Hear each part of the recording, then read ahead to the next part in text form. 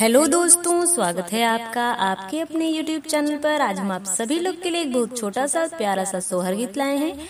अगर आप हमारे चैनल पर पहली बार आ रहे हैं तो हमारे चैनल को सब्सक्राइब करिएगा, गाने को लाइक और शेयर करिएगा। बलमा सुतेला सुख नींदिया जगाए नाही जागई हो। बलमा सुतेला सुख नींदिया जगाए नाही जागई हो। ललना घिरी आई कारी बदरिया हमई डर लागई हो। ललना घिरी आई कारी बदरिया हमई डर लागई हो। मेघ गरज रही घोर दमनिया रमकी रही हो। मेघ गरज रही घोर दमनिया रमकी रही हो। ललना तलकी हो लभोर बलमुआ न आए हो। ललना तलकी हो लभोर बलमुआ न आए हो।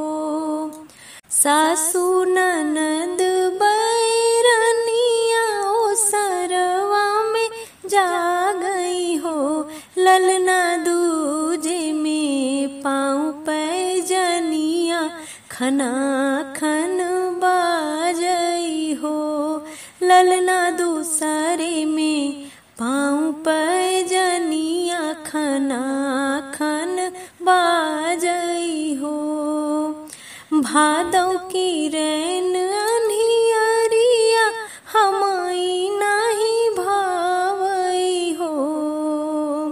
भादव की रैन अन्हियरिया हमई नाही भावई हो। ललना दादुर मचाएल सोर की मोरवा कुहू की मारई हो। ललना दादुर मचाएल सोर की मोरवा कुहुक मारई हो। पपिहा चिरैया क बोली सुन दिलवा धड़क लागल हो। पपिहा चिरैया क बोली सुनी दिलवा धड़क लागे हो।